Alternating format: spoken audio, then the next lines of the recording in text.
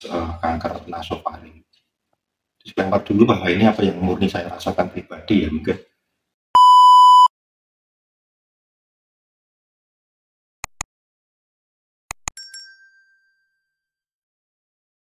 selamat siang saudara-saudara semua. Perkenalkan, nama saya Anton dari Solo. Saat ini saya lagi cerita tentang saya divonis kanker nasofaring. Sebelumnya saya ceritakan kronologisnya, dan dari awal sampai akhirnya saya divonis kanker nasofaring. Disclaimer dulu bahwa ini apa yang murni saya rasakan pribadi ya, mungkin untuk tiap orang bisa berbeda-beda, baik gejala maupun yang dirasakan. Baiklah, saya ceritakan kronologisnya dari awal adalah di pertengahan tahun 2023, saya merasa ada gangguan di telinga. Di telinga kadang berdenging, kadang agak berkurang pendengaran. Sampai kadang kalau terbuang dahak itu ada darah. Kemudian disarankan untuk melakukan tes TBC. Setelah di tes TBC ternyata hasilnya negatif. Kemudian dirujuk ke dokter THT. Sudah sempat perawatan ke dokter THT selama 4 kali. Didiagnosanya adalah ada penyempitan antara saluran hidung ke saluran telinga, sehingga oksigennya berkurang. Diobati sampai akhir Oktober 2023. Diobati agak berkurang, agak enak. Tapi ternyata muncul di akhir Januari 2024, tiba-tiba pada saat bangun pagi itu pandangan tidak fokus berbahaya. Kemudian singkat cerita dirujuk ke dokter saraf, bedah saraf. Di dokter bedah saraf dilakukan MRI. Hasil MRI diketahui ternyata di saraf dan otak tidak ada masalah, juga di pembuluh darah ternyata ada masalah di nasofaring. Sebenarnya nasofaring adalah saluran penghubung antara hidung, telinga, dan tenggorokan. Nah, setelah itu dirujuk ke dokter THT dan bedah kepala, THT-KL, kepala leher.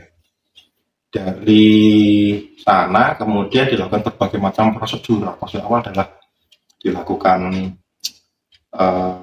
teropong atau dimasukkan alat untuk mengetahui ada masalah di apa. Teropong ternyata memang ada masalah penyempitan yang benar-benar menyempit antara hidung ke telinga, dekat gendang telinga tepatnya. Kemudian setelah itu dilakukan biopsi, diambil jaringan kecil untuk dilakukan tes. Nah, ternyata dari hasil biopsi tersebut diketahui ada jaringan sel yang tumbuhnya terlalu liar, mengarah ke sel kanker. Nah, setelah itu banyak prosedur yang dilalui untuk akhirnya diambil tindakan kemoterapi. Panjang prosesnya karena harus dilakukan CT scan ulang, kemudian ronsen seluruh tulang belulang dari kepala sampai ujung kaki untuk mengetahui apakah ada penyebaran, kemudian ada USG segala macam. Proses hampir 3 bulan sebelum akhirnya saya sudah menjalani kemoterapi 1 kali. Mengapa saya berbagi cerita ini? Salah satunya adalah kanker nasofaring adalah kanker yang mungkin paling sulit dideteksi dan dirasakan oleh penderita, sama seperti saya. Biasanya cuma ada ada nggak enak di leher atau nggak enak di telinga. Itu dengan peristiwa pengalaman saya harapkan teman-teman atau saudara yang mendengarkan ini bisa langsung aware atau bisa langsung intinya periksa dan sedetail mungkin, karena kemarin mungkin nggak sampai diteropong ya, hanya itu gini Pak, ada penyempitan, diobati dan berkurang. Tapi ternyata setelah detail teliti ternyata ada sel kanker nasofaring. Banyak yang sudah saya pribadi lakukan, entah itu terapi dengan terapi alternatif, tapi ini tetap jalan.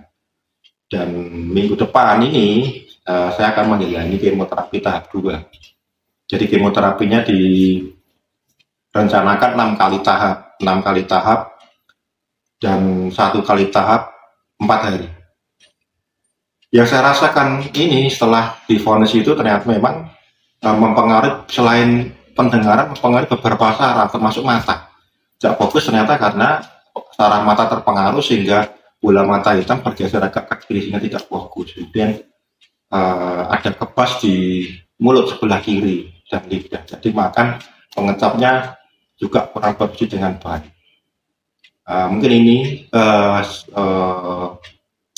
part pertama ya, atau seri pertama dari nanti saya berbagi pengalaman, termasuk nanti perjalanan saya sampai terakhir akan saya share, akan saya ceritakan biar bisa digunakan untuk literasi atau digunakan untuk pengetahuan bagi saudara-saudara semua. Karena sekarang itu penyakit tidak seperti dulu dirasakan. Ini termasuk kayak seperti kanker nasofaring itu karena jauh di dalam tengkorak, ya, di belakang hidung sampai ke telinga, bisa juga di leher, seorang leher ke telinga ke hidung yang menghubungkan itu.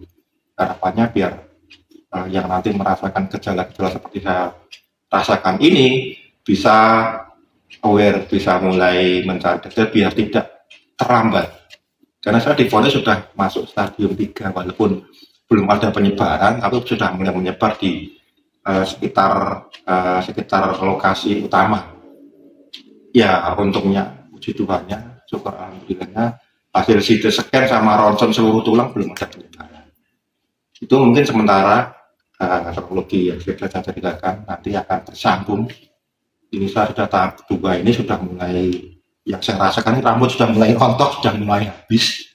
Kemudian setelah pasca kemo juga ada mual-mual hampir 1 minggu, masyarakat tidak bisa makan.